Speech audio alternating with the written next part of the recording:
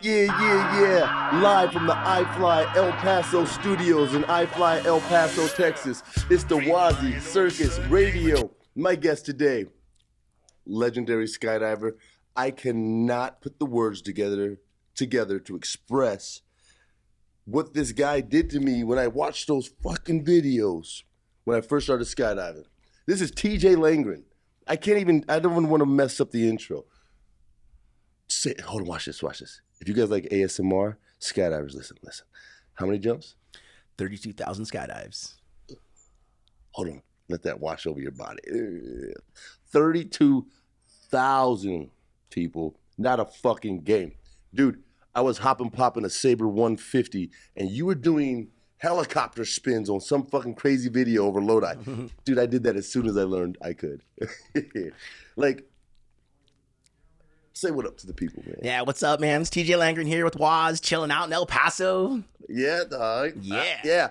About to finish how many hour camp? 12-hour camp this time. 12-hour camp. Yeah. Pretty fucking innovative, bro. Your sound system, your style, your progression is fast because you get to talk to them. Like, it's always mind-blowing. I told you last time. I was like, holy shit, you're talking to them and they're listening and they're responding. Everybody wants to do that. I've seen a bunch of prototypes and shit. Walk me through that process, because everybody can hear you. Yeah, everybody can hear me. Everybody's on an open mic, so I am the only one that can talk. So everybody has to listen. So I normally have 4 student units. I'll have 4 students in the tunnel at a time. Everybody can hear each other, so they can hear me or hear what I'm telling the other students, so they have a great idea of what's going on. So if that person's actually listening, or if they're conscious, or anything like that. Right. When did you start using that? Is that new? It's an older system from Rare Dynamics, which is Alaska John and Mike Swanson. They're some of the original coaches out there. He's Red Bull. Yes, they're Red Bull now. Okay. And they built the system, I believe, like 10, 15 years ago. And I had spare parts and some of the system laying around. And a guy in Florida had an old mic that he wasn't using. So he sent it to me, and then I got my system back online. So it definitely makes coaching a lot easier. I can give them a little bit of briefing, so I don't have to overload them when right before they go in the tunnel. And then when they're in there, I can talk to them very slowly so they can be like, okay, I see what's going on. So there's never that problem where there's like miscommunication where they don't understand what I'm telling them because they don't understand the hand signals, but I'm telling them what they need to do while I'm giving them hand signals. So it's definitely, it's a double for them. It really gives them that extra bonus. If you've flown in the tunnel a lot, you've had those moments where you have no idea what the instructor's saying, right? Because I've had those moments where my students look at me like, what? I'm like, oh, man. And it's such a waste of time to try to explain. If I could just say, straighten your legs. Yeah, it would save so much time. It's so great, man. There was a moment, I was in the door, and your student started to go up high on their back. And the owner was driving. He looked at me. He's like, "Are you gonna?" I was like, "Nah." He's talking to him right now, and he came down. I was like, "I don't have to move, bro. It's not like a moment. It wasn't out of control." How do you create that system for everybody? Is it possible, or is it just out of this world hard to get to work? The biggest problem about the system that I heard of from Mike and John was the actual mics themselves, getting someone to make the mic, being able to mass produce it for a good price. Because when I first bought the system, it was $1,500 for one talker and one listener. So then I had to buy the other listeners that were about $250 a piece. So I have one talker and 6 listeners right now. Yeah, so that's quite a bit of money. Like I'm well invested to it. But if my mic goes out, I'm pretty much done with that system. So it'll be back to... Yeah, learn how to solder, son. Yeah, right? So the mic, is it like noise canceling? Yes, it's noise canceling. And it's badass. Yeah. What is it? Do you know what company? I don't know. They kind of kept that to themselves. Yeah, you should keep it to yourself too. That's your secret. That's your secret weapon, son. Yeah, I definitely think everybody should find a system for talking in the tunnel for their students. It's just going to make their life a lot easier, and the students' life a lot easier. And then you don't have to use the system all the time. At some points, I'll cut the system off, and they'll see my mouth move, and I'm giving them signals, and it's like I've got mental control on them now. Yeah. Because they're so used to listening to me that they're so focused at looking at me that now they start coming on it. So I just kind of go back and forth with the system. That's pretty. So, because my next question was like, there is an intimate relationship between instructor and student with the hand signals, and when you do get the nonverbal communication, that is control also. Yeah. Right? Because like they can look at you and know exactly what you're gonna say next. Like my guys, when they fuck up, they look at me. They're like, "I know I was too high. I'm like, yeah, I ain't gonna say shit." Yeah. But yeah, like so it's not lost. In fact, it's built stronger because you build the bond of the speaking and them looking at you and paying attention. And when you shut it off, they're still in tune. Yeah. Such a good system. Yeah, I just think it helps them out to have that extra sense. It's just kicked in, you know? Such an investment. And if you're running camps, you need 4 to 6. Yeah, like having the multiple systems makes it easier for everybody to listen, because if everybody's doing the same thing, they see the first person's mistake and they're like, okay, I know what not to do now. Or I just like have a better idea of what to expect. You're holding court, man. It's fucking a symphony of shit. Because I've seen you coaching somebody in there, then look at your students like, you guys see this? And you're like, you didn't do that. You're going around, right? Like, oh, this is fucking awesome. Yeah. It's like the voice of God coming down to his fucking disciples. Like, y'all all suck. Yeah. Because sometimes I see it, I look over after I said something, and then all of a sudden the student be like, that's what I need to do. That's what I'm doing. Yeah. I've seen it too. Yeah. I've seen it. I've seen them watching each other and you say something. You know what I mean? And I'm like, oh, they're listening and learning. So when, I don't know if he cares if I say his name, but like last time, I've never seen anyone learn how to backfly so freaking fast, man. Because when they're on their back and they're out of control a little bit and you're trying to do hand signals and they can't control it, they can't focus, dude. You're just talking to them. Yeah. Hey, man, hold still. He's like, Yeah. Oh, what the fuck? I wish I could do that. Yeah, I find a lot with students, they want to look at you because they're waiting for a signal. They want to see an expression on your face, but sometimes that takes away from them, because as soon as they turn to look at you, now they're contorting their body, which is creating them to spin, which makes it worse because now you're chasing them across the tunnel. They're like, what the hell's going on? I'm out of control. Like it's just a mind overload, right? So having that option of being like, hey, stop, pick your heading, check your arms, check your legs, let's get back to work. And then all of a sudden it fixes it. But if they don't have that initiation of like, oh God, I don't know what's going on, there just ends up like, dog chasing a tail. Man, that's amazing. To say, hey, chill out, pick a heading, relax. Do you use this? Do you use it on your XRW jumps? Oh my God, I use the in-ear communication system for everything. I have 2 different systems. The one system I have is the rare dynamic one that I use for the tunnel. And then I also use a Cena in the air. Okay, you do use the Cena. Yes. A lot of people use the Cenas. They're motorcycle things. The paramotor guys use them. And a lot of skydivers use them for like crew, I think. Yeah, there's another system. I can't remember what it's called, but I hear some people like that one as well. I'm just invested in the Cena so far, so I don't really want to spend an extra $500 on another system. Do you love it or like it? I like it a lot because it definitely helps me when I'm doing angle jumps. I don't have to be in front of the student the whole time. I can be slightly above them. I can be talking to them, telling them, hey, check your heading, check your altitude, just giving them little cues here and there. And then once they start getting it, I'll fly down to them, get right next to them, and then I'll start using hand signals for them to follow me. So that way I can clean up their body position in the beginning so they're not so like freaked out by me being there. And then once they're comfortable, I'll come sliding in and be like, come on, guys, follow me. That's next level shit, son. And we have a lot of wingsuiters at our drop zone in Byron at Bay Area Skydiving. So all the wingsuiter guys all bought Cenas as well. So there's like 8 of us on Cenas, which can be a little bit much sometimes because, everybody's trying to talk at once. But, right. you just try to make the best of it. So if you guys don't know what Cenas are, it's this little tiny black box. It's about 1 inch or 2 long. And when it mounts on your G3, your G4, your helmet, it's just like, do you put yours right here? So I'm rocking the G35 right now by Cookie. Okay, the new joint. I'm taking the Cena and putting it up by the upper like curvature in the back of the helmet. Oh, and it sits pretty high, so it's out of the way from the riser strikes. Sick. And sick. It's a nice. I really like that new helmet. Sick. Like riser strikes. If your chest strap's too tight, guys, you can get riser strikes. I've lost cameras and helmets to riser strikes, so they're real, no matter how small the snag point is. That's dope that it's back here. That's why I keep my iPod on my G3. So an open channel to 9 cats on a wingsuit jump? So you just have to have like a verbal. There's so many layers of this shit, right? So we try to tell we try to tell the group, like, not everybody talk at once. Right. We have usually a leader, a camera guy that directs the leader. And then if somebody next to them is having issues, we'll start like giving them little tips. Like one of our friends, like, hey man, pop up a little higher, go up a little further, and like point people out so we can just make the formations a lot tighter. But they're all it can be happening at the same time. Like DJ, blah, blah, blah, so it gets crazy. Yeah. Cameraman's above the group? Yeah, cameraman's above the group, staying a little bit ahead of it so he can help us with the heading.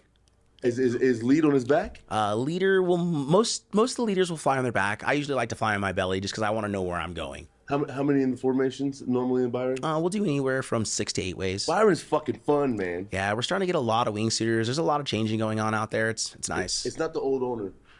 The guy that used to be on every load? No. He was pretty cool. Yeah. What was his name? Clay. Like, when I see drop zones and DZOs, I look for Clay in them, and I don't see it. Yeah, you got to be able to do a lot for your drop zone. You got to be able to like do tandems if tandem masters are sick or if they don't show up to work. You know, you want to be able to just to help with AFFs, do manifest, you know, do everything. And then have an 8-way crew that's waiting around. Yeah. Dude, when you're sitting on that packing floor, they were like, Clay, do you have a spot? Clay, can I put me on with Clay? And everybody's like, oh, it's full. Oh. Right? I heard that. I'm sitting there. He's like, yeah, I got you. I can't, man. And they go up and get on the King Air, and bang, it's so awesome. I love that drop zone. Yeah, there's a lot of good things going on. What happened? Oh, okay. Yeah. Is it Bay Area skydiving? Yes, Bay Area skydiving. Where did you start? Lodi? I started at Bay Area skydiving. Did you? Yes. That's dope. So the way my career started out is when I was 11 years old, my dad used to jump in Northern California, and he was doing tandems as well as AFFs. So all the drop zone would call him like, hey, Tony, can you come out on a Wednesday? So he was always that tandem master that would like help out whenever you needed him. So he worked at Davis, he worked in Lodi, he worked in Byron. And when I was 11 years old, 4th of July, I think it was 88 or 89, he asked me if I wanted to go up on a tandem skydive with him. So I said yes. So he suited me up, threw me in the DC-3, went up to 10 grand, jumped out, did a 10-way round, and then I was just totally in love with skydiving after that. Kind of ruined me a little bit, to be honest with you. Poor kid. Can you imagine that experience? Oh, that's why you are all the way you are. Yeah, man. I love the sport. I've been here for a long time. Your first jump was a 10-way. First jump was a 10-way. And then on my 16th birthday at the first Byron Boys Boogie, I got to do my second tandem. It was a 5.5-way. That's sick. Yeah, it was pretty awesome. And then on my 18th birthday, I started my AFF, and I was done with AFF within 10 days. When did you start in the tunnel? I didn't start flying in the tunnel until I had about 13,000 jumps. I believe that was like 10, 12, maybe 15 years into the sport. And what tunnel was it? Skydive, Arizona. Skyventure, Arizona, man. Oh, she's still there, too. She's still there. Yeah, that's like my second home, Skydive, Arizona. I've got a lot of family there. It's where I met a lot of good people. Mm-hmm. We've always stayed in touch. Like, I would say my skydiving family is definitely from Eloy for sure. And we're lucky enough to be 3.5 hours from there, man. That's right. Right, dude. So we're planning monthly trips to like just go shred on the weekends. Petra's down there. Yeah. It's gonna be fun, man. Awesome. So what were you like coaching in the sky and you just buying tunnel time? Because I mean, when did you make the transition to instructor? Were you a coach first? I was never an instructor. See, that's fucking wild. I only coached. Did you hear that shit? Yeah, I had the option to be an instructor a couple times. When they did the tunnel in Eloy, a lot of coaches decided, like Jason Peters, decided to work in the tunnel, which was the best option for him for sure, man. Yeah, God, and he found himself. I just didn't want to, I guess, commit myself to being in a tunnel for 2 years because I've always been like a skydiver. I like nature. I like being outside. I like falling to earth. I like flying my parachute. I like doing all those things. And I never was really into the tunnel until the tunnel showed up at Eloy. And then like all my friends were flying, like Jeffro and Omar and Curtis and Sarah and like Amy. We were all just flying together. It was something new, you know? So we just all started getting into it, and it just made it like just another way to have fun. And then I think after a year of me flying in there, I decided I wanted to start coaching. So I started coaching because I was at the drop zone, so I could skydive coach and then do tunnel coaching and then take them back to the air. And it was the best of both worlds. Like just watching people progress in that atmosphere was mega. Being at a drop zone where planes are flying every 20 minutes, you just can't beat it until you're there. Oh, I know it. Okay. Loaded. You covered a lot of shit there. So let's go back real quick. I don't want to beat the tunnel for 2 years because back in the day you had to sign a contract where you owed them 10 grand because of the training people. That's some real shit. That's true. Right? So he didn't want to commit to that contract. And then Omar Alhagen, fucking, who did you say? Jason Peters. You're not dropping last names. You're just saying names. You guys, these are the leaders now. This is the whole Red Bull Air Force he's just mentioned right here. It was Amy Shmulecki is the Amy. Jeffro. Amy, you can't. Jeffro Provenzano. I got a song about Provenzano. I want a soup like Provenzano. Right? Dude, like, they're the fucking leaders of the industry now. So that was your crew. Yeah. That's why you are who you are. Yeah, like I was on Team Chaos for a while with Luke Akins, Andy Farrington, and Jeff Provenzano. Dude, that was probably by far one of my favorite teams to be on. Like, they were crazy. Videos? They were always having fun.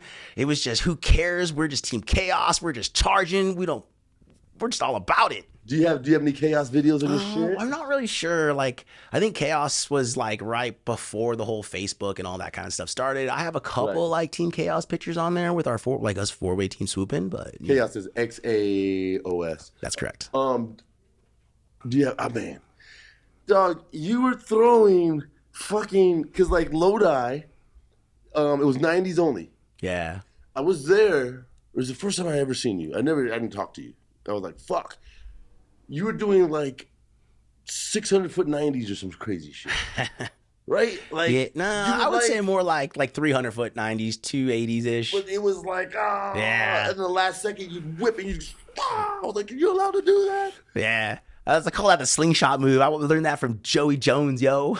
Joey Jones. Joey Jones, dude. Joey Jones. Joey Jones is he's a four-way competitor. He was he was one of the guys I used to compete against swooping, but he was always just down and dirty, bro. He's such an amazing swooper, dude. So what's the slingshot? What is it? The last just minute coming in cookout? hard and just kind of like snapping it right at the end. Last little rock.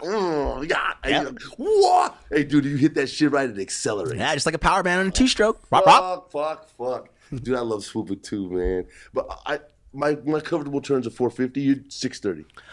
Yes, so I've got thousands of skydives, right? Right. So I've got, I don't know, like 4,000 270s. I think I had about 2,000 270s before I even went up to a bigger turn. Okay. And the only reason I went up to a bigger turn is because Andy Farrington was doing a bigger turn, and I wanted to go as fast as Andy. Right. And Andy was like, what canopies? What canopies? Dude, Andy was jumping a 69 Chaos 27 and just racking these like 630s and just charging, dude. And he was like one of the first people to be on a small wing and going fast. So he was like, he helped start this revolution of small wings to push. Yeah, give me the year. I can't remember, bro. It all runs into each other. Chaos dude. 27 is it's the smaller cell because the 29. The 21 was a 7 cell. The 27 was a 9 cell. So he's swooping the 9 cell. The 9 cell. The 9 cell was more stable. Yeah, the 9 cell was a beast for freestyle. Yeah, well, dude, the 9 cell was great for camera. Yeah. Right? You dump it and it just slows you down. And then it opens. It's the best shit ever. All right, so he's swooping the 70 something? 60 and 69. This is the 90s or in the 2000s? It was early 2000s. Early 2000s. Before 2010? 2006-ish, probably 7. Fucking early 2000s. Yeah. That's when the Chaos was rocking. What were you flying? I had an 88 for a while. The 88. I had an 88. And then I think I went down to an 82. Because that was where I like to be. Like, that was I was doing pretty good. What's that loading if you remember? I like 2.4, 2.6-ish. I like 2.6. Yeah, I like 2.7-ish is good. Okay. And it's a cross-based platform, guys. If you didn't know, look at that Chaos picture. God, I can't wait to get video, you guys. Yeah. All right. And so you were doing 270s then, following Andy. Yeah, I was doing 270s, and then we started working up towards the 630s, and that's my favorite turn is a 630. So break it down. Is it a 180 to a 450, a 360? Basically, a 630. You set it up just like a 270, but you're adding an extra 360 to it. For me, that made the most sense because all I had to really change in my setup was altitude. If I changed the altitude and I stayed at the same spot, the same turn, like everything pretty much worked out the same. So were you doing a 90 to the to the no, you're doing to a a 70 180 to a 360. So you do the 270 to 360, period. Yes. That's how you break it down. Yeah, but usually I try to, depending on my altitude or how much power I want, will depend on how much I drag it around. If I'm going for speed or distance, I will pretty much do it. I'll start it slow and then speed it up. Okay. So harness, and then as you're coming down, you start manipulating the risers. Yeah. Okay. If I'm trying to do like a no-hander or something, I'll kind of do the same thing. So I want to come in with a lot of power, and then get my feet planted, and then go for that release. After the right. Yep. So you got that power band, and you can do whatever you want for a second. Yeah, because then she's just on autopilot. She's planed out. She's just gonna go as long as you don't do anything to it or do anything too crazy in the harness. She should fly herself. Ooh, canopy of choice. Yeah. Canopy of choice. Yeah, those Teslas got autopilot. My parachute's got autopilot. But what's your canopy of choice? Yeah, what is it? So, I would say my favorite canopy of choice definitely is the JVX.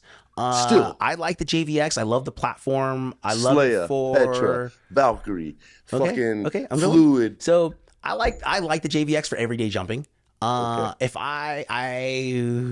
I want to play, I like taking my Petra 64 out. But like I said, I'm getting older now. I'm 45. Like, I don't know if I really want to be jumping a 64 much longer. What is a 64 fucking Petra like? Is it cell? Yeah, it's all cell, super small. I got 200, 300 line set on that baby. It's just a New Zealand rocket. Is it? Yes, sir. What does it feel like, man? It's just it feels like being on a street bike. Like back when I was a kid, my dad had a Gixxer 1100, and I remember holding on to it, and I had to lock my hands around his waist, praying to God I didn't fling off that bike. That's how scared I was, and that's how that parachute feels coming towards the ground, man. You're taking my breath away, son. What are you throwing on it? I usually do 630s on it. So on that. So the JVX, let me just guess, 1200. That fucking thing, 18. If I'm doing a 630 on it, it's about 1200 feet. For the JVX. Okay, and the 64 Petra, I'd probably start my turn around like 17-ish. 18. I was close. Yeah. She dives. If I keep her nice and mellow, dude, she'll just travel, dude. It's great. She dives. 1,800 feet, you guys. You guys are just looking for the fucking landing area. This dude's starting his turn. What's that? There's some ad? Yeah. Okay. Good God. So, every day. So, you like that? Why not PD? I never really got into the PD scene. Okay, so that's why you don't like it. I've jumped PD. When I was in Chicago, Melissa Nelson let me borrow her Velocity 90. It was this pink and white Velocity because I needed a second parachute when we were doing back-to-backs when I was training with Rook Nelson and Jason Peters. Pull up one of the world record videos. So Melissa was like, hey, I have a 90 you can borrow. I have two matching ones. It's brand new. Just go ahead and jump it. So I put probably about 100 jumps on that 90, and I really liked the way the Velo flew. Like the Velo 90 flew well for me. I just never put more time into Velos. I was always like on either jumping to Chaos or moving over to Icarus. That's just the way it is. It's kind of what I liked. Yeah, it's the platform. And my teammates, the people that I hung out with, were flying those canopies. Like when I was on Chaos, I was jumping with Jeffro and Luke and Andy. When I moved to the Icarus team, it was because I wanted to fly with my homie Dusty Smith. Him and I were working in Arizona together at the Arizona Training Center. Hey, so I'm sorry. Let's pause it. We got music for some reason.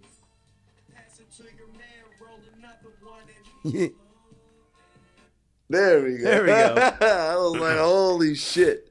Okay. You didn't pause it, did you? No. Okay. So you were saying you were on the team something. So I was on a Skydive Chicago Freefly team with Rook Nelson and Jason Peters. What was the team called? It was No way. Our nickname for it was the Poor White Boys, but holy shit! No, but the real name was like the Skydive Chicago Freefly team. Hold on, you were on a team with Rook Nelson, and Jason Peters. Yeah. No fucking dude, it was awesome. We were all talking one day. Oh my God. We were hanging out in Eloy, and Rook's like, "Man, if you got, maybe we should do a team sometime." And Rook he was really busy helping his dad run the drop zone and all that stuff. And he's like, "The only time I can train with you is a month before nationals." So I thought he was joking, because we're all hanging out together, we're friends. And one day we get the call, and he's like, "Dude, Jason and you need to come to Chicago, dude. We're gonna train for a month." And we're both like, no way. We get up there, we meet Roger. Roger's super cool. He takes us around the drop zone. You met Roger Nelson. He flies us in the Otter. He's just down to earth, you know. He makes a deal with us. We go to the gym every morning. We work out. We come to the drop zone. We do work at the drop zone, and then we jump when the plane starts flying. Within that month, we did 250 jumps in a month. We came up with 5 free fly rounds. They were all for the free fly artistic. So you have to have 5 free rounds, and then you have 2 compulsory rounds. So we were the only team that had 5 rounds, which most teams don't do 5 rounds. Most teams will do 1 round or 2, so they can have the judges judge them, and whatever the best round is, that was the one they keep. Rook brought that out to my attention, but we worked so hard with these rounds that we just decided to do them all. It was one of the most amazing teams to be on. Like I said, we did 250 jumps in a month. It was so much fun jumping with those guys because, you know, you can just imagine. I can't imagine. Like, I can't imagine the freedom of the flow state that you guys could probably fucking accomplish if just going. It was VFS, MFS? It was Freeflyer artistic. So you were camera? No, I was a flyer. It was Rook and I were flying, and Jason was video. God, what a glory spot. Oh, it was great, dude. Holy shit. Holy shit. Feels like a lifetime ago, man. Look. I'd be impressed if somebody sat here and was like, yo, I was there the day that TJ Lang and Jason Peters and Rook Nelson were training. I'd be like, no way, you saw them train? Like, that's dope you're on that team. Dude. So you've been slaying. Yeah. How many golds you got? I mean, who cares, right? But how many golds you got? Yeah, I have multiple, like, different gold medals in different disciplines of skydiving. Like, I didn't want to put myself in one discipline. I wanted to move around. I've got medals in artistic, in swooping. Swooping is my main one. 4-way VFS, 2-way VFS in the tunnel. The 4-way VFS was the Lodi team. It was with Kirby Hughes, MX Halsey, Javier Munez, myself, and Sean McCormick was our video guy for 1 year. Dude, he was a beast. We were flying at iFly SFA, which is a 12-foot tunnel. We were doing 4-way points in a 12-foot tunnel with McCormick flying around us shooting video in the tunnel. No shit. Dude, it was sick. We would just fly like 6 feet off the net. He'd be underneath us carving while we're turning points. So we were getting used to flying in the burble with having him in there. It was epic. That sounds fucking ridiculous. Yeah, man. So I was watching you train today. Is MFS shot from the bottom, just like, or is it does the cameraman transfer up and down? Because you know the VFS part, the verticals are from below. Yeah. It depends on the best shot. Like some of the points you have to shoot from the top. Some of the vertical points you can shoot from the front. It just all depends. So camera has to know. Camera has to be there. Camera has to know all the points. Camera has definitely the one of the hardest. I believe the hardest job. Camera's working his ass off. Cameraman's working his ass off. Man, that's fucking dope. Yeah. Lodi sequentials. Here's my problem with that. We're still mimicking that same shit. Yeah. No one's created anything new. They're still trying to who was that? Actually, to be honest with you, there's some really cool stuff going on in Elsinore right now. Elsinore. Like, oh my God, I've seen some of their mixed vertical weird points that are just whatever those guys are doing out there. Like Andy Malchiotti and a couple other guys are really pushing the envelope out there. Are they? Like they're doing some. They're definitely pushing past the Lodi sequential stuff for sure. Lodi sequentials are 20 years ago, so it's time. It's been a long time. Do you know if they have anything up?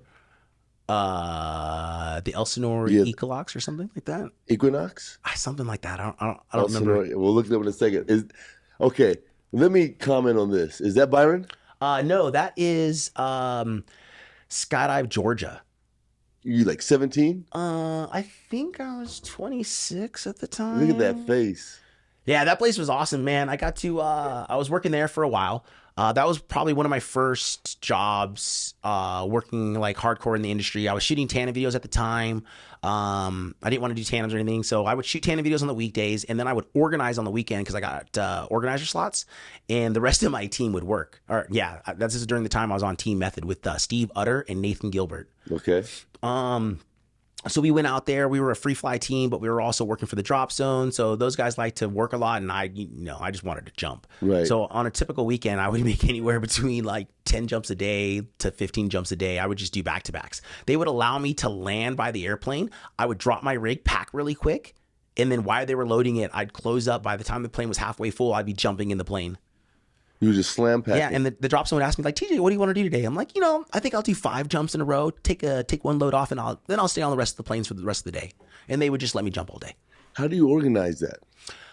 It was just Because you're like in between, if you're packing by the plane, you're not talking to anybody. So the way this worked out is the jumps that drop zone at the time, they didn't have a lot of good, competent flyers at the time. So I got to do like 2 ways and 3 ways. And a lot of people were kind of nervous, like, about asking to like jump with me or jump like with people that were better than them. So I would just get on the plane and be like, hey, what are you doing? Yeah. And he's like, oh, I'm learning to sit fly. I'm like, cool. Can I jump with you? Can I go? And then it really to me, thing. it really made people happy because they weren't expecting to jump with anybody. But when I did jump with them, they were so stoked. They were happy. They wanted to learn. They wanted to listen. They just wanted someone to talk to, The best skydives ever. Yeah, for Some sure. dude wasn't expecting to jump, and you come up like, we're going to do this, this, and that. They're like, I can't do that. You're like, yes, you fucking can. And we get out of the plane, and you accomplish it. Dude, that's pure joy. Yeah, Or you awesome. can go with 6 assholes, right, and do everything perfectly, and somebody's still complaining about levels. And it's like, fuck all of you guys. Yeah. I don't give a fuck about none of you.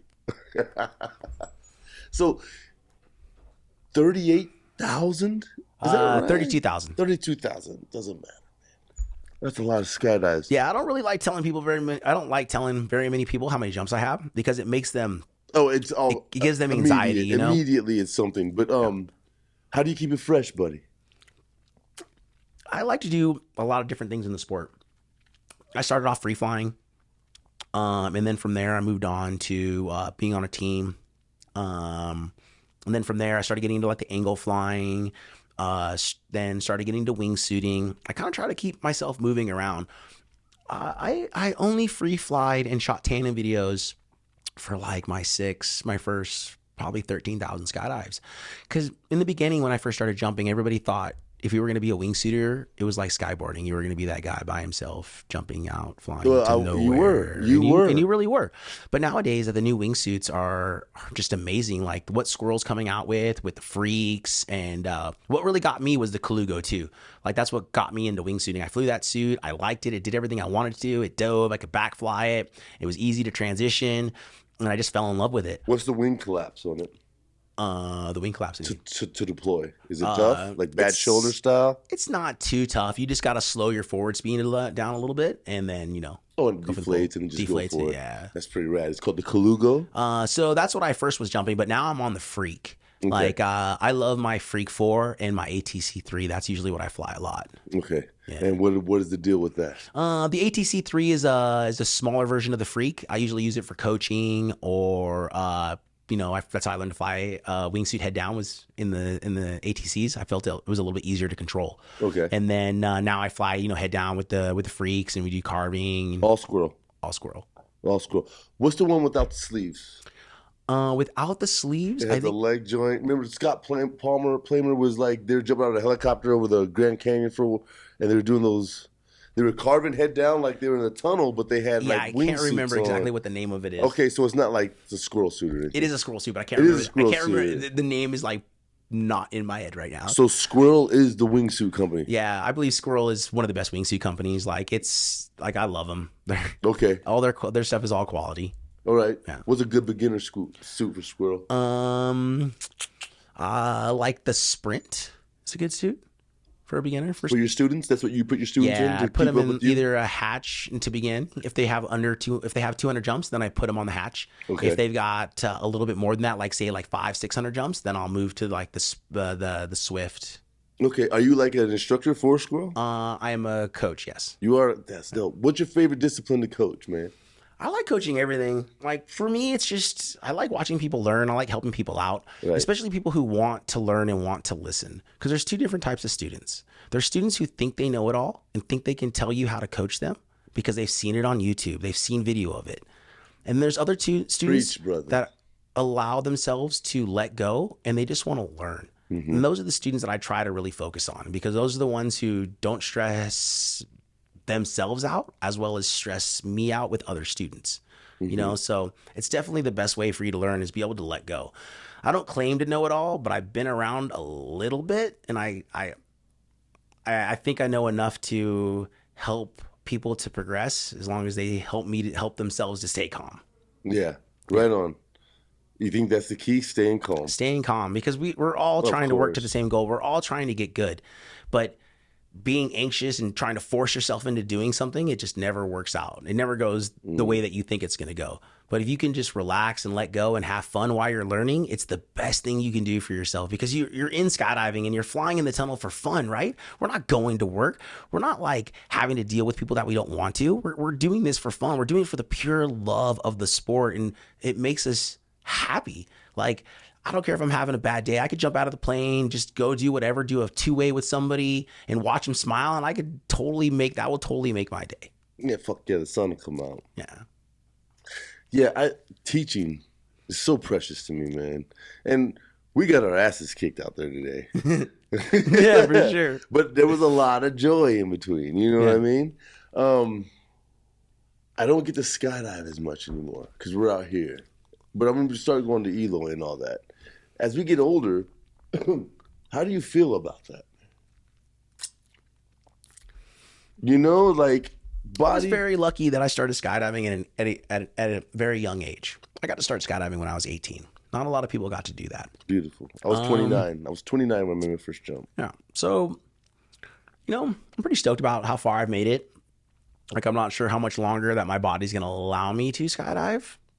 At that level. No, because all the small parachutes. Up. Yeah, I mean, all the small parachutes I'm jumping, like my knees are just starting to get old. Like, I can't be running out stuff like that anymore. Right. So I'm upsize a little bit.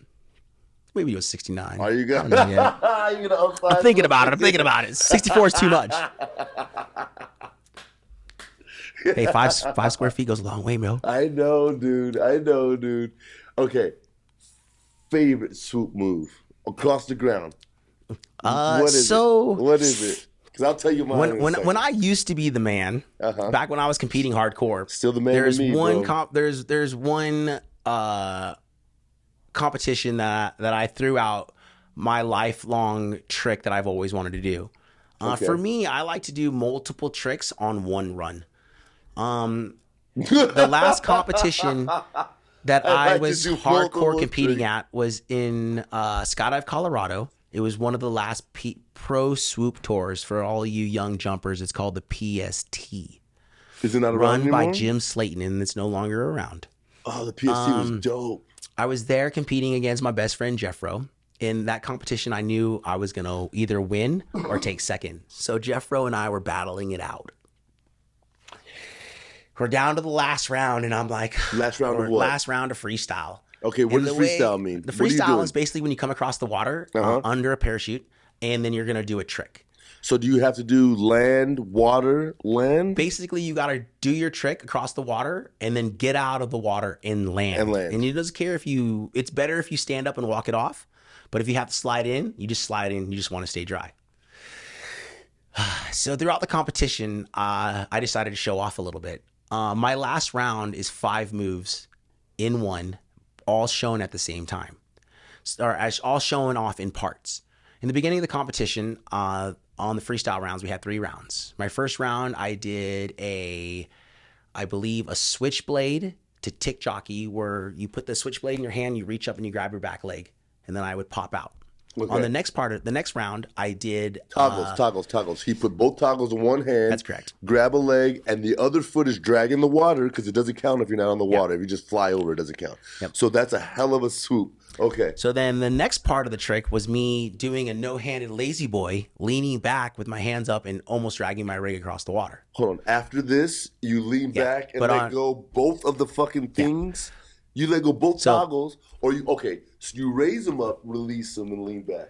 So I'm going to get to that. So the first round, I did that switchblade tick jockey. On the second round, I did a no-handed lazy boy. Okay. On the third round, after that, those were my 2 moves. On the final round, I came across the water. I did a cowboy to no-handed lazy boy, switchblade to tick jockey, and I was supposed to pop out of the water, put the toggles behind my back, and do a switchback and land standing up. Switchback. And what happened? I went too far.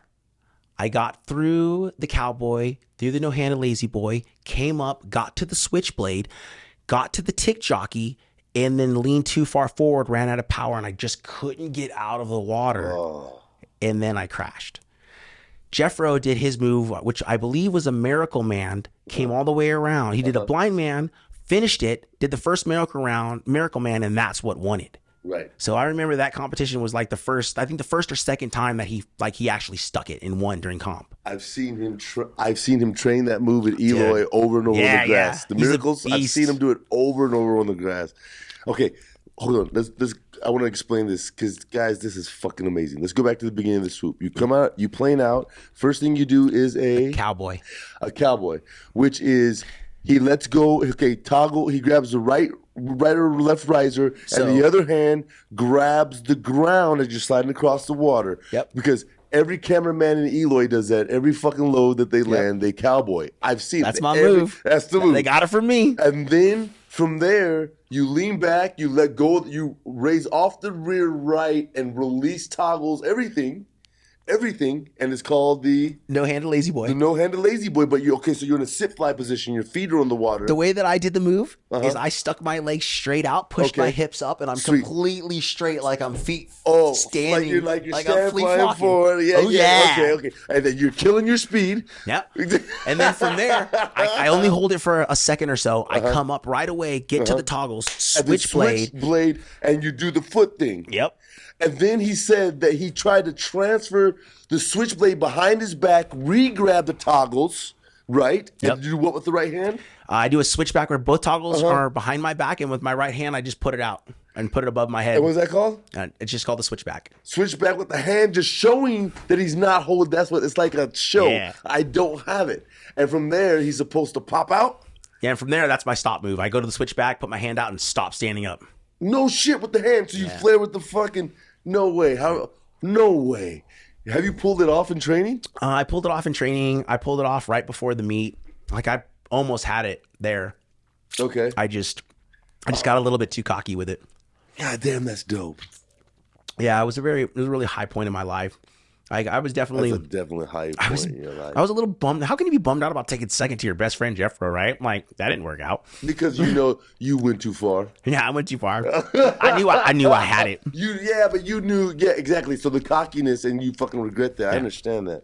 Man, the coolest thing I've ever learned, really, I've done a lot of cool shit. Like dragging on the ground, fucking cowboys, dead man, blind man. I've done a miracle man or two. I'm watching Jeffro over and over again. You just do the blind man and keep going. Yeah. Right? You don't pause. Right? Because the blind man, I used to like drag my feet and let my body lay down and just drag my whole body across the ground and pop out. It was safe. I knew I wasn't going to hit the ground. I'm on the ground. Yeah. Man, I saw Jeffro wing over really bad once in Eloy doing a miracle man. And after I saw that, I'm like, nope, I'm not doing it. The miracle? Yeah, Right. I don't know. I just couldn't work myself up to it. I could do other stuff that was like a little bit harder, but then doing that, like, I don't know why it freaked me out. I just never really. It's the double transfer because you're backwards. It's different, and then now you're. So the Chaos Boys. Who is this? So the Chaos Boys were Andy Farrington. Watch. Listen though. There's an ad that was out for a long time. Let me explain it, because I mimicked my entire. Dude, I'm an infant. Even though I'm 30 years old. I'm learning 180s, and I'm planing out in rears. A couple years later, I'm 360s or something stupid, and I'm planing out, and there's this fucking ad. Somebody is front foot's dragging the water, back foot and knees deep on the pond, arms up deep on the rears, leaning back, a chaos ad, and they're fucking hauling ass across the water, deep, leaning back. Who was that? It could have been me. It might have been, dude. I'm no shit. And that was my imprint of the perfect swooper for my whole life. And I learned that trick, and I love that fucking trick, dude. I'll get deep in it from that ad, dude. I'm telling you, bro. I've been watching for a long time. Those helicopters. What video was the helicopter? It was a Jimmy Holiday video. Mm-hmm. It was Radix, I think. Radix was a bass video that you had a cameo in. Yeah. Dude, This motherfucker was so dope that they made a base video and then it cut the skydiving for no reason. You're at Lodi. Yeah. Doing some crazy turns, hauling ass. I think you had somebody following you in. And then you're up on your canopy. If you guys don't know what a helicopter is, the USP ain't gonna like this. So, tell me if I'm right, okay? It double rears until it starts buckling, and then you just fucking yank on one, and then your feet swing out, and you're from the ground, you're spinning like a helicopter. Yeah. It's basically like a rear riser stall, like they teach you to do on your B license canopy course. Thank you for clarifying. Yeah, you're welcome. Do a little rear riser stall, and you just kind of get the canopy where it's just dropping straight down, so you're not going forward. And then from there, you let up one riser a little bit and offset your legs a bit, and then just start slowly spinning. So that's the correct way. Yeah. That's not how we were taught. We were taught when it buckles, pull hard. Yeah. Like, Yeah, I liked the helicopters. That video at the time, I was working with Icarus Spain, and I was prototyping an 11-cell parachute. So an 11-cell platform. 11-cell platform, and the 11 was it like a 9-cell that was just divided up to be like pre-cross brace, or was it an 11-cell? It was an actual 11-cell platform. The canopy was thinner than a JVX and longer. Right. So and then what they basically did was they quad cascaded the lines. So for every like cascade in the line set, they would get rid of that line and put it together. So we'd have a 4 quad cascade to help get rid of the line drag. Okay. So this canopy was pretty cool. Who developed that? Icarus Spain. It Icarus was Spain. Simsa, I believe. Is it a paraglider morph? Is it what they were doing? Because because paragliders are wider. Yeah. What was their thinking on it? They were just trying to try something new to see if it would like change the game a little bit. But what'd you think? It was a cool platform, but there was too many lines, and they needed to use thinner lines. If they would have used like what Icarus New Zealand uses, the 200, like the 200 on that canopy would have been sick. Do you still have it? No, they took that away from me a while ago. I blew the lines up on it after doing some helis, and then I asked to get a new line set, and I never saw it again. It just vanished into thin air. Icarus Spain. If you're hearing this, send it to me. All right, go through your Rolodex. Funnest parachute you've ever flown. Funnest parachute I've ever flown, I believe. I love the Petra. If I had $5,000 just coming out of me and I could just buy as many Petras as I could, I probably would, but I don't. Is the Petra a Leia? No, the Petra is a 9-cell, all cell. Right. The Leia is a 7-cell. I think the Leia is cool, but it's just not what I want to fly. What's the difference between a Sleia and a Petra? A Sleia is a 7-cell Leia with cell made out of cell material. Okay, that's it. That's just like the comp Velo. But the Leias just don't go as far as the Petras. The Petra's the beast. Dude, that Nick Batch video. Oh my god! Do you find Nick Batch Petra? I couldn't believe it. You know, velocities were still the hot shit at the time. There was nothing else. Valkyrie wasn't really out yet, and this motherfucker accelerated. Right? Yeah, dude. He came and he leaned forward. Nick, you know him personally? I've known Nick for years. I've met Nick when he first started competing. Like Nick and I are really, really good friends. I was one of the people that like got along with him right away. Him and I were kind of the same kind of person. I was really amped. He was really amped. We were very intense when we first met, and we just got along. We always stayed connected. We always talked. We were always throwing ideas against each other. Like he came out one year, met me in Lodi. We did XRW for like a weekend. He's a cool dude, man. We've always been down to earth to each other. It's been awesome. That's it. I love Nick. He's one of my best friends, man. Up the 22nd joint. 220.34 meters. Man, help me get him on the show, man. I got some free tunnel time for you, Nick, if you come see me. Dude, this video, I know you guys can't see it. I'm going to try to walk you through it. Look, there it is. You got to expand it on the left. It says 2011 PD Big Boys. Jesus. Look. You think it's over, and he just keeps going. We got to do that again. I can't take this shit. And we got to pull was like, I believe that was the first opening comp of the Petra. He was the only one flying that wing. That wing just got designed, and he just killed it with that wing. Planes out. He's out of his fucking harness. He's forward. You think he should be landing, and he actually accelerates and keeps going. And he was into the wind. Yeah. That wasn't downwind. No, it was into the wind. Yeah, Nick was great, man. Like, So I helped Nick out a couple times at a couple swoop comps when we first met, and he's always listened to some stuff that I had to tell him. I quit competing for about 6 years. I went to Florida, and I was like, you know what? I'm gonna give it one more shot. I'm gonna start competing again. I get to Florida. I'm having some issues. I'm throwing my 630s. I'm playing out too high. I'm just not hitting the gates. Nick walks up to me and goes, TJ, what are you doing?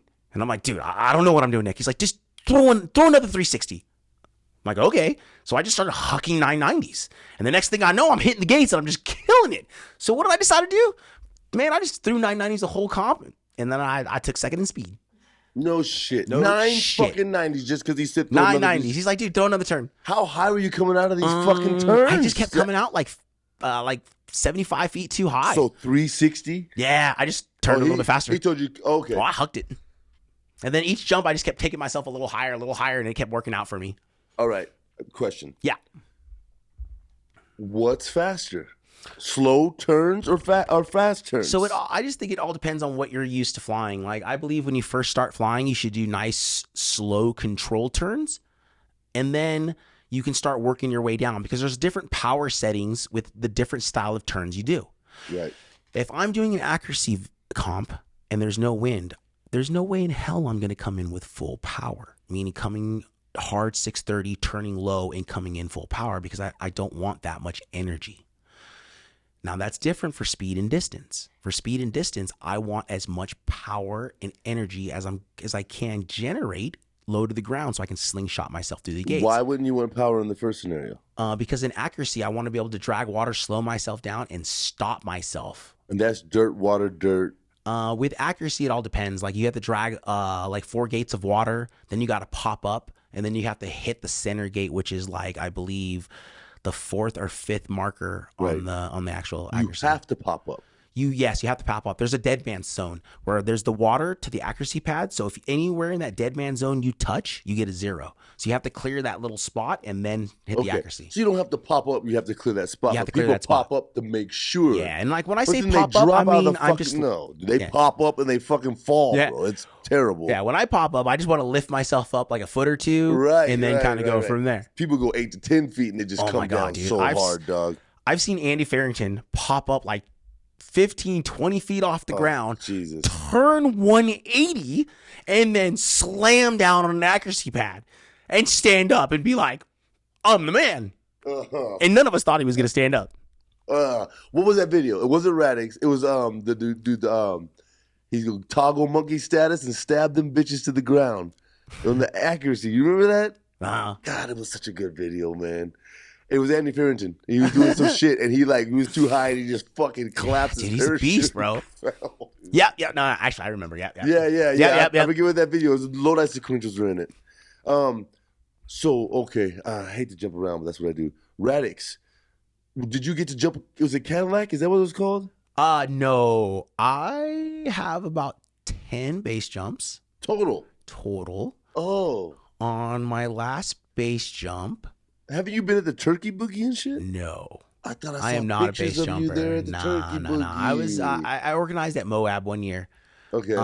Okay, so let's do the Moab thing and then I'll talk about my last base jump. Let's go. So, okay, I went to Moab one year and I organized for the Moab Boogie, which was amazing, dude. If you get to go to Moab and skydive, I would definitely do it. The scenery there, the hiking, the zip lining, if you like outdoors, go to Moab. It's awesome. So I went to Moab. I organized at the Boogie. On the last day, I actually stayed an extra day. I stayed in New Orleans on a Monday. Nicholas Reyes was the guy who helped me come out there to organize at the Boogie. We talked to the owner of the drop zone, and he gave us the plane for a day.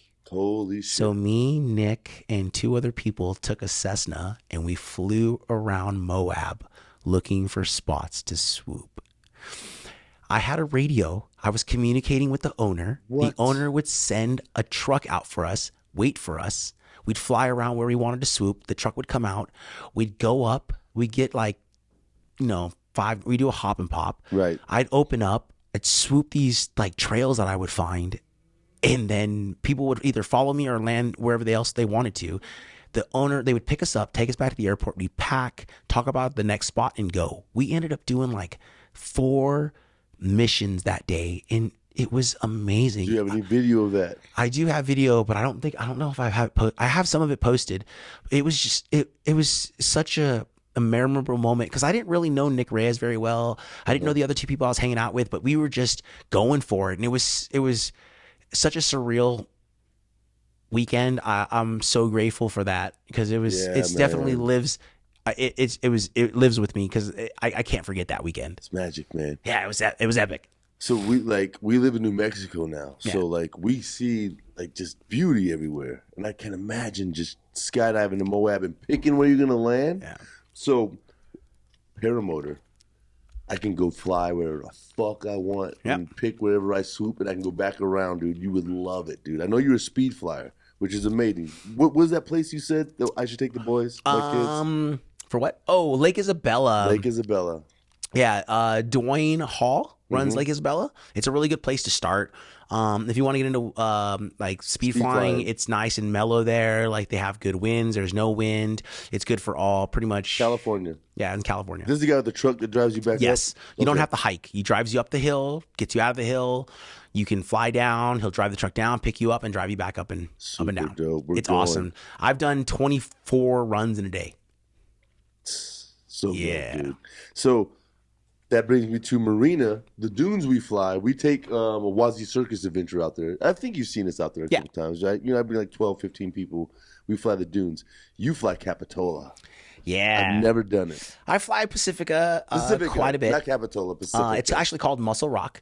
Okay. I used to fly a lot when I had someone to go with me, but I haven't been flying there much the last year just because I don't like speed flying alone. I always like to have a partner with me because if I get hurt or if my wing collapses or I get broken, I want to make sure I have someone with me to help me get out of there.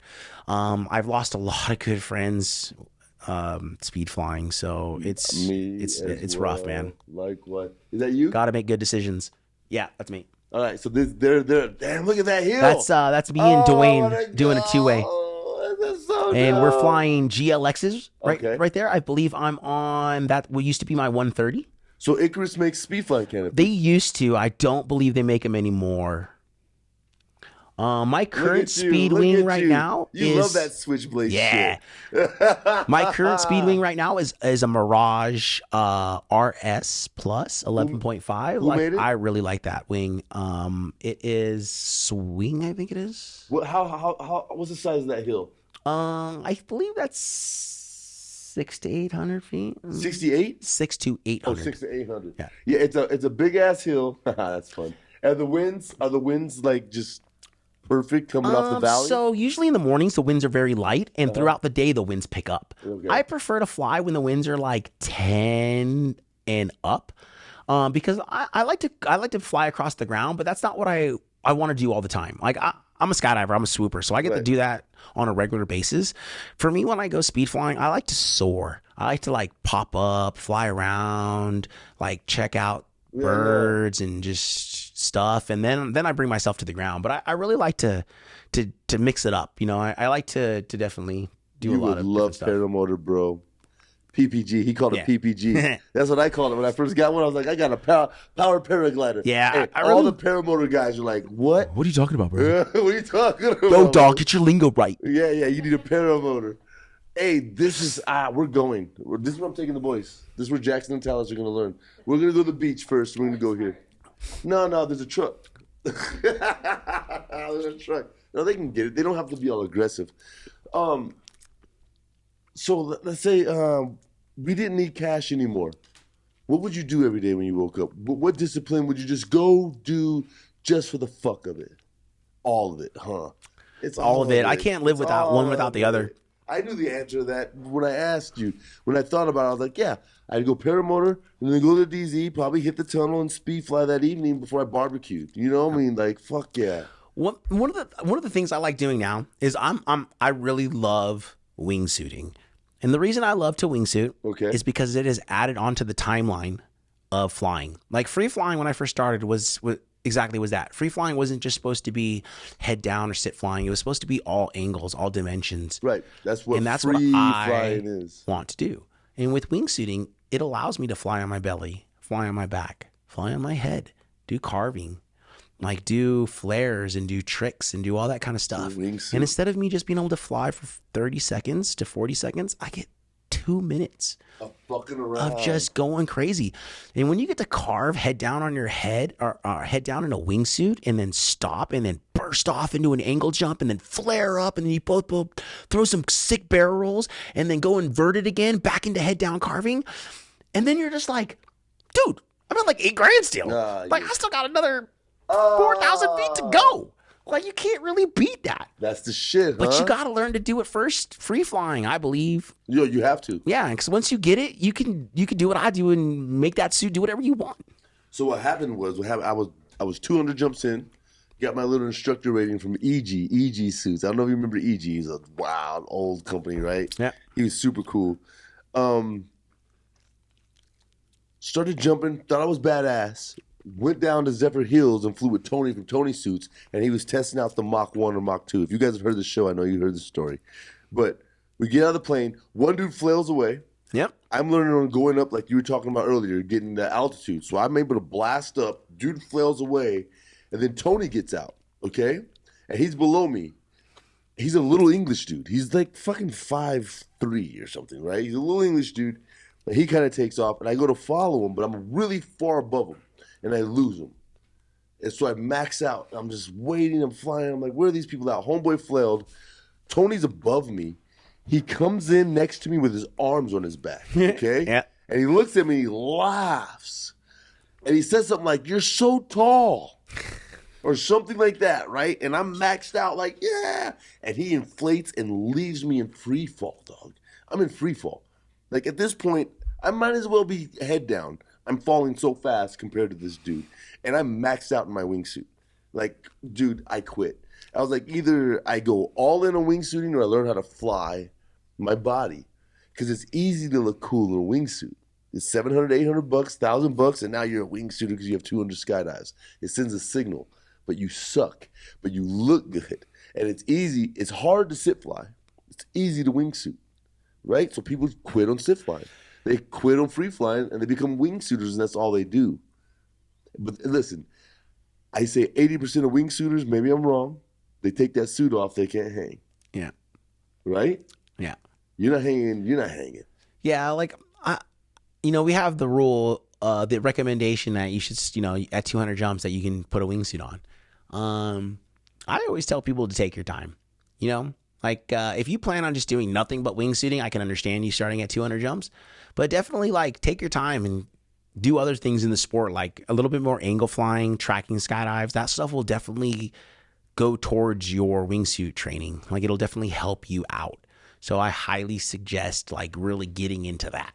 And once you can do your angles and you know your heading control and know where you're at in the sky, then adding a wingsuit is just going to make it more fun and it'll be way more relaxing. But if you're not comfortable with flying in the right direction or knowing where you are in the sky, the wingsuit is just going to make you more scared, more nervous, and it's just going to make you more anxious, Like, you can definitely take all that away with taking a little bit more time. Like, one of the things I was told when I first started skydiving is like once again, I started skydiving when I was 18. They told me, like, why are you in a rush? Take your time. You're going to be skydiving for your whole life, aren't you? What year?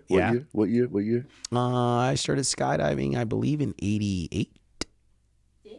No, wait, 98, sorry. 98. My first jump was in 88, July 4th, 1988. Really? That was when you That was my baby. first skydive Yeah. when I was 11 years old. July 4th. 11. Yeah. Okay, I took Legend at... So 14 years later. Yeah. I took my oldest when he was 9. Right? What was he? Yeah, he was 9. Legend was about 9. He was picking up rubber bands off the packing floor, closing rigs, Yeah. bring me the radio for AFF, because I was the Tandem Master AFF dad. And he was, he'd bring the golf cart out to me to go get my students and shit. And one day, he cleaned up the packing floor without me asking. He had closed all the rigs. I was like, suit up. It was fucking dope, man. What an experience. Have you taken your baby boy yet? No, I let him fly. He wants to skydive, but I'm going to let him fly in the tunnel a little bit. I'm not really trying to push him towards skydiving. Like, I really want to push him towards things he wants to do. I've come to the conclusion that I want to offer him every door that I never had offered to me when I was a kid, because unfortunately, when I was growing up, my parents were divorced. My mom and dad didn't talk very much. My dad worked 3 jobs when I was 12 years old till I was 18. So he worked those 3 jobs to make sure I had a roof over my head, nice clothes, nice shoes, and food. So I try to give my son every opportunity I can. I put him in baseball, put him in soccer, try to put him in football. I let him fly in the tunnel a little bit. I put him in BMX racing, and I just let him try stuff. And when he tries something, if he likes it and he's like, Daddy, I want to do this more, then I'll let him do it more. And if he's like, Daddy, I don't like this, then we move on. And he's really into trying things, and that's what I really want him to do, is not to be scared to try new things. Let's try something. If you like it, cool. If you don't, well, at least you tried and you figured it out, right? He likes tunnel flying, though. He was here last time. Oh, yeah. My kid's a beast. He likes tunnel flying. He's just a monster. I love watching him go, dude. It's great. Right. Yeah, me too. You saw my little dude flying. So, it's just the best. Last time I brought him here, I did like a 30-hour camp or something. Mm-hmm. And he flew 10 minutes a day, each day, 10 or 15 minutes. And he ended up doing like an hour and a half. At the end of the camp, I talked to Linda about buying him a half hour, and she was totally down. So I bought him an extra 30 minutes, told him to go fly. He flew 15 minutes straight, got out of the tunnel, drank some water. I turned the tunnel up for I just turned the tunnel up. I'm like, turn it to 90%. He starts slamming on the wall, going, no, that's my time. And then they turn it back down and kicks me out, and he goes and flies. He flew 30 minutes to his dome. Yeah. His dome. Yep. Like, after his first time. He's got like 4 hours now, and that was the camp where he was like, Daddy, I want to learn to backfly. Yeah. He's like, I want to learn to sit fly. How do I do that? Like, you got to backfly first. He's like, all right. He learned to backfly, and then I haven't been able to bring him back since. Hey, listen. It doesn't have to be a camp. If you can come down, we'll do a little kids joint. Dude, I'm serious, right? And we'll just let him rip, man. Because that's my whole goal, is I really wanted to bring him with me on all the camps, because I want him to fly more, just so he can just have that time. Because I believe, like, if he flies as a kid, maybe he might get into skydiving later if he wants to, or he might just be like, I want to do something else. Because one of the big things he's about right now is he really wants to fly airplanes. So, like, I've been trying to, like, take him to, like, flying on simulators. I want to buy him a simulator. Like, I really want him to get him to become a pilot, because I think that he'll be totally down for that, you know? Right. We have one that's like that. And we got him the Microsoft simulator. We got the pedals, dude. We got the whole yoke. Nice. Yeah, he's down. He's down.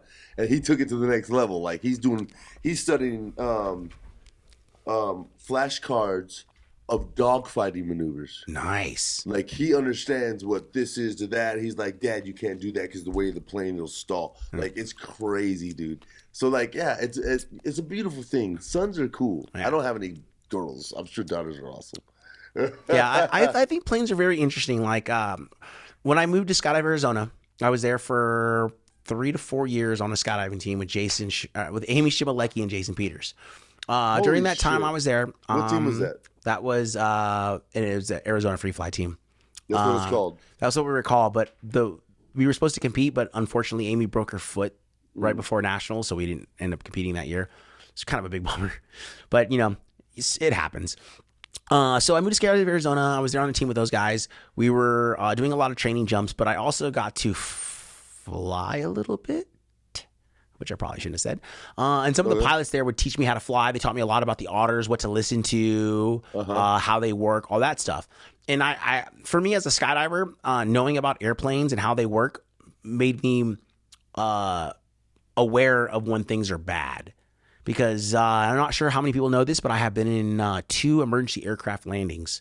One of them was a King Air that lost the left engine, and we almost rolled. But the pilot that was flying was 20 years old and just went through all the emergency procedures. He felt everything that happened. And we lost the engine at 1,000 feet. What drop zone? This was somewhere in Georgia. Okay. We lost the engine at 1,000 feet. He shut down. He powered back the right, dropped the flaps, shoved the nose down, and shot us up another 500 feet. He told everybody what happened, what was going on.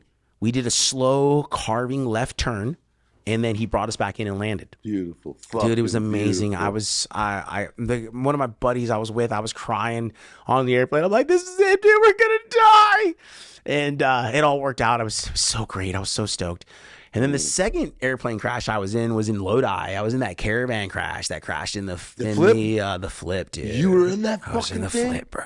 Jackie, where's she at? Oh, my producer just left. Oh, I was in the flip. We're going to watch that video. Yeah. So 2 weeks prior to the flip, we had some engine out issues where the pilot Manny was like, hey, dude, something's going on with the plane. He turned the power up, and as soon as he gave the plane power, the motor would start to sputter. So he's like, dude, what do you want to do? We're like 3 miles away from the DZ.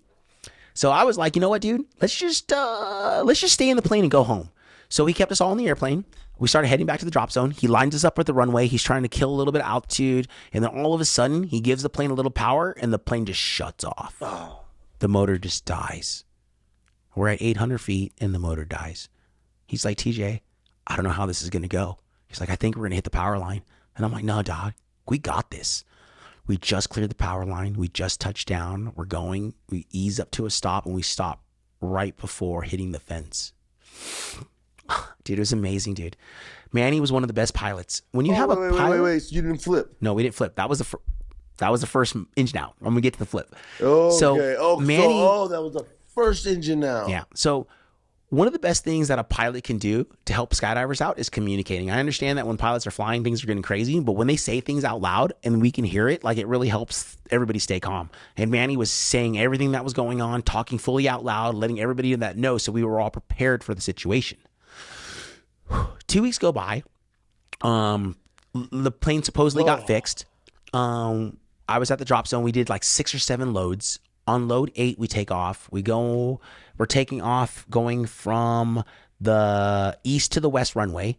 So we're heading out towards the west. We hook towards a right turn, and we're starting to climb. We're up about 1,200 feet heading to the east, and all of a sudden the plane dies. Just dies. The pilot had no time to feather the prop, and the plane just started descending like a missile. Oh, no. Dude, we're descending so fast that we're starting to get lift off of our seats. So we're going 0G. At that point, I'm yelling. 1,200 feet? 1,200 feet. I'm yelling at everybody, put your seatbelts on, prepare to crash. Everybody run, move up to the pilot. So everybody's sliding back towards the front of the plane. We're locking our seatbelts in. Oh, my God. And we're getting ready to crash. I look out the left window, my left, because I'm facing the tail, and I can see the runway. And everybody's like, we're going to go for the runway. We're going to go for the runway. I'm like, we're not making that runway, guys. We start descending. We end up just clearing a vineyard. The pilot levels the plane off, touches down on a grass field. This grass field just got mowed. Like, we're going 160 knots when we touch down, 170 knots. 90 miles an hour. Dude, guys. we're hauling so much ass. When I look out the door, there's a 15-foot, like, rooster tail of grass going over the tail. From what? The wheels? Just the grass from the wheels, dude. Yeah. So next thing I know, we start slowing down. People are yelling, open the door. And I'm like, why? We can't jump out. But literally, somebody should have opened the door. After that, next thing you know, Sebastian yells, it's not over. And we're like, what? We start bracing. Next thing you know, we hit a road. We're jumping this road. There's an F-150 truck going by. We clip the F-150 truck with the left wheel of the tire. It sends us inverted. We go underneath the power line. We end up fully flipping over, landing on our back, sliding 75 feet to a complete stop. In a caravan. And we're inverted right now. I realize what's happening. I unclip my seatbelt, slam to the ground. You fall to the roof. I get up, run across the airplane, and I unclip 5 people. Wow. I drop those guys. I run back to the door. I try to open the door, but my feet are getting hit by the door, and I'm freaking out. I'm about to run and jump through the door. Because you're standing on the roof, and you're slamming the door into your feet. Yep. And I don't realize it. I'm about to run and dive through the door because I'm scared. And somebody says, TJ, chill out. Open the door. So I stood on the bar, the floater bar, opened the door. Oh my God. And then I started getting people out. And once first 5 or 6 people got out, I just took off running for a quarter mile, and I never stopped. I'm like, the plane's gonna blow up. I'm out of here. Right. So I just ran. Was there fuel? There's fuel everywhere. Plane's on fire. Like it's getting. No, actually, the plane wasn't on fire. We were just spewing fuel, and I thought there was gonna be a spark or something. So I was just gone. Was the pilot okay? The pilot everybody was fine. The pilot broke his nose, I think, but other than that, everybody was good. It's called the skydive caravan flips over. Yes, do that, please. Listen. Engine out, 1,800 feet, carving back to the airport. They're carving, they're diving. The pilot did everything. Oh my God, they're descending like a rocket. He pulls it off. On a smooth mode area, but the plane's going 90 miles an hour. You can't hit the brakes. There's no brakes. They hit a road. They jump up and clip a fucking truck with the wheel, and it cartwheels. Here's the video, dog. So to top it all off, there's an old man and a woman, my Lord, driving this F-150. Can you just imagine? People, like Sebastian said, the woman looked and recognized the plane and was grabbing her husband right before we tagged him. Like, she saw it. We put like a foot indentation in the bed of the truck when we clipped it. Hey, you look over, there's an airplane. Move, bitch. Get out the way.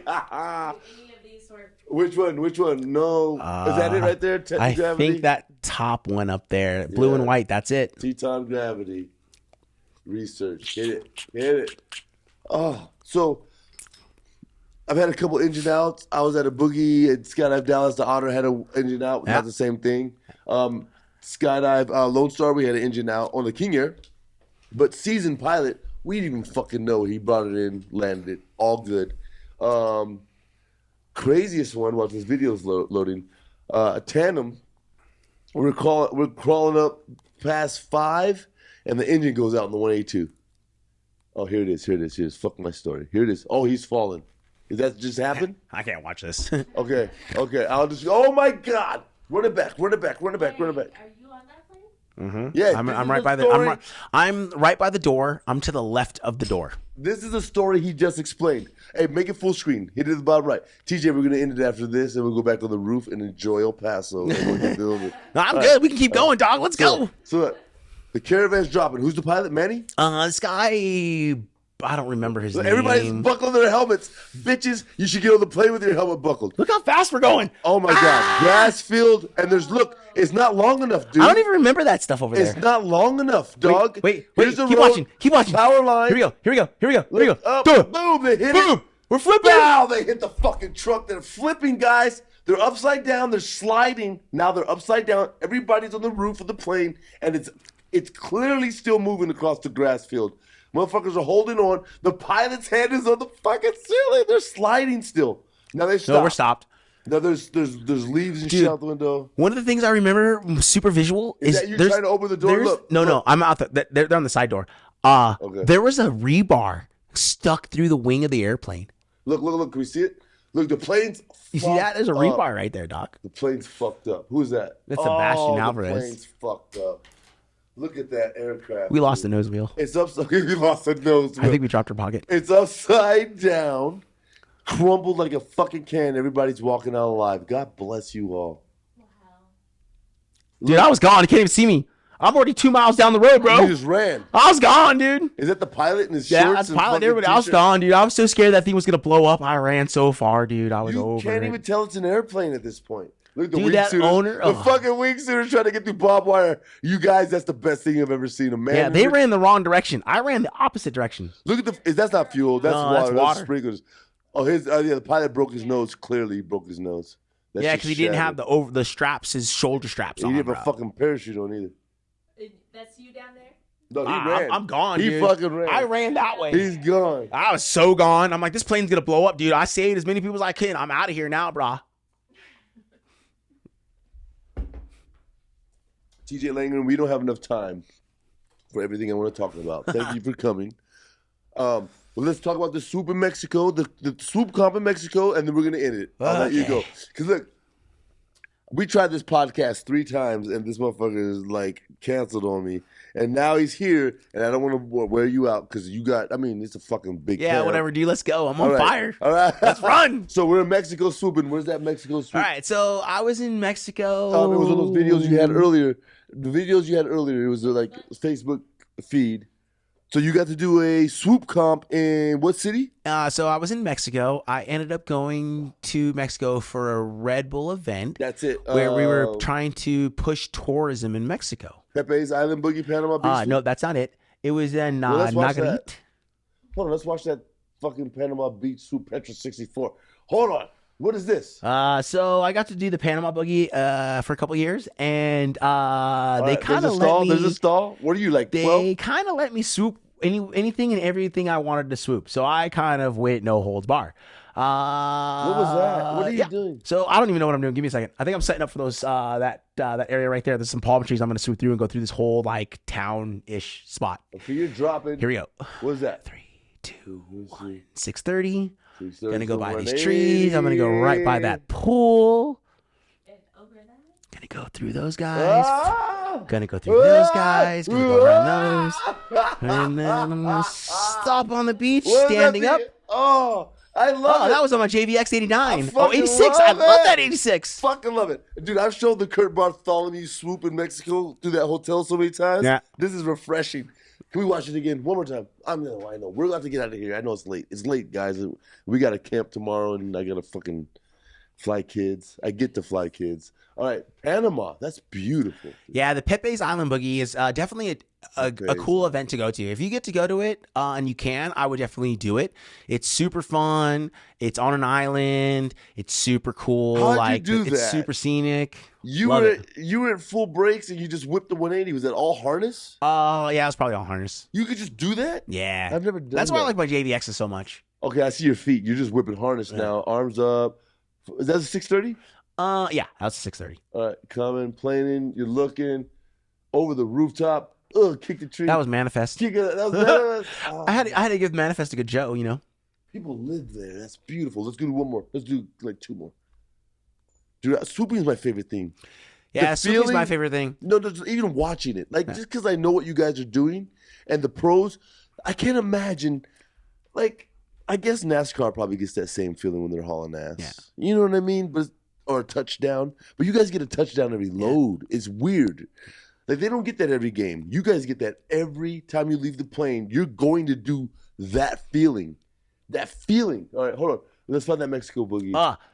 Oh, go ahead. Whatever. No, not that one. Mike Swanson, TJ Langren, Crazy that Angle. may have been the one where I blew my canopy up. I'm not really sure. Let's see. So Swanson and I, so Mike Swanson's a Mike really good friend of Swanson's mine. Red Bull Air Force. He's part of the Red Bull Air Force. Him and I would usually meet up for a week or so, and we jump together at least once a year. Sick. We did 360 that zip line, for plane, a couple angle. years when he was living in Tahoe. Okay. So him and I decided one day to go out and do free flying into XRW. And him and I, like, we go out and we do this jump. We're doing over and unders, eagles, having some good fun. He takes off in the wingsuit, and then I just go to pull. And when I pulled, I blew up all of my A-lines. I blew up every A-line. They were just gone. What canopy? On my Petra 667. Oh, shit. Oh, it was classic. And I'm trying to get my slider down, and I'm like, how am I going to get my slider down? And I got no front A-lines. Like, this don't make no sense. I just don't. But I was so intent to get my slider down. Well, did you get inflation? Oh, it inflated, and then it just did not want to do anything. Yeah. So, okay, I want to get your opinion on this before we end it. I know. Mixed vertical canopy flying. Have you heard anything about it? Yes, mixed vertical canopy flying. It's definitely something new that's pushing the edge, and it's interesting. So my buddy Silky did it at our drop zone. Okay, so they do that little link. It's like a cutaway system from leg strap to leg strap, so they could dump 2 canopies, fly them vertical. He said a sip when he said on the text message. Hey, fly them vertical, and then belly flyers can come in and dock on canopies in free fly speed. Yeah. Free fall speed. I think it's very cool, but the one thing that scares me about that whole situation is having somebody else connected to you, doing a Mr. Bill, going to pull. If you were to have any line twist or anything that would seriously spin out of control, it can create so much G's where you can G out. So one of my on the show, he talked about it, and Zach passed out a couple times. passed out, and he had to cut Zach away and hope he woke up. Like, it happened in the development phase. It did happen. Yeah, I don't know about that whole situation. I'm just that's one of my main concerns, because one of the things that I think about a lot when I'm doing XRW is if a wingsuit pilot was to fly into me and cut my lines, he would turn me from a 3.5 into a 6.4. And when you turn that parachute into a 6.4 like that, things get really radical really fast. Oh, and my God, a 6.4. Yeah. Because you're spinning. You're spinning so fast, you can G out within a matter of a second. Fucking pull that cutaway? And that's another thing, too, is if you have too much weight under the parachute, is it going to be hard to cut away, or is it going to be easy? And Katie? I know, I'm sorry, but you guys were the fucking first I've ever seen. Yeah, we used to do a lot of XRW together, Katie Hansen and Johnny Flores. Yeah. Yeah. I don't know what happened, bro, so I'm not in that. It's all good. Okay. But remember, I met you guys together, and it was all good. We were all fun, and Katie was cool. I have no hate towards her, but but you guys were cutting fucking edge, bro. Yeah. You really were. Yeah, it was nice having somebody that I flew with a lot and had trust in, because it was very nice to push the envelope. Like the envelope, and you makes guys it very comfortable. But the one thing that you got to think about too is when you do fly with somebody a lot, you do get really comfortable with them. So when you do fly with other people, you think that you're gonna have that same comfort level, and you can be quick to forget about those little things. Same thing in 4-way VFS, or dynamic or 2-way dynamic. You fly with the same person all the time. You know what I mean? Man, what a career! Yeah, I've had a really good time. I like it. Like I got to do a lot. You know, like anything you haven't accomplished. Anything that you wish you can still do? You know, sometimes I wish I would have competed swooping a little bit more. I wish I wouldn't have taken such a long break from competing. Because why did you take that break? I just wanted to change. I've been competing since I was 23 years old skydiving. So prior to that, I was competing in BMX freestyle and BMX racing. So that's how you know Matt Hoffman. So that's not no. Actually, I met Matt Hoffman from Skydive, Arizona. Oh, no shit. He was there doing a Nickelodeon slime time thing. And I met him. Brian Burke was like, yeah, some guy's coming into town to do some, like, ride his bike into slime. You should do it, TJ. And then I met the guy. I'm like, dude, this is my hero. Matt Hoffman. Yeah, so I met Matt Hoffman. Super cool guy, down to earth. Matt, come on my show, dude, man. I love you, dude. Matt is amazing. Matt has introduced me to some of the coolest people. He took me to a Boom Boom Huck Jam in Phoenix, where I met Tony Hawk. I met Bam. I met Bob Burnquist. I met so many rad people, dude. I went backstage and hung out with all those guys all night long. I met Travis Pastrana. I was there with Plammer. Dude, there were so many rad people there. The next year, Matt was like, dude, I'm going to be in LA for the X Games. So he's like, dude, you want to go? So I ended up like bringing my friend Brett with me down to LA. We hung out with Matt in his hotel. We went to a Tony Hawk party, hung out with all the guys from Jackass. Dude, I met fucking Steve-O. I met all those guys. I met Wee Man, dude. He walks up to me and goes, dude, I'm like, oh my God, you're Minnie. He's like, don't call me Minnie. My name is Wee Man. And he was so cool. Dude, it was epic. What a fucking career, bro. Epic, dude. I think I quit now. I haven't accomplished shit. It's all, dude. It's like other people say, man. It's just like you're at the right time in the right place. You know, I've been very fortunate. No, that's beautiful. That's why I wanted this podcast, because I know who you are, dude. I've been watching you, and like nobody knows. People don't know. Like your people know. The people that know you fucking know, and it's good. But if they don't know, they don't know. And there's pioneers that have stuck. It's hard to stick with this shit for 38,000 skydives. That's 20 drop zones you've been to. That's fucking how many camera jobs and DZOs and managers and fucking holy shit, dude.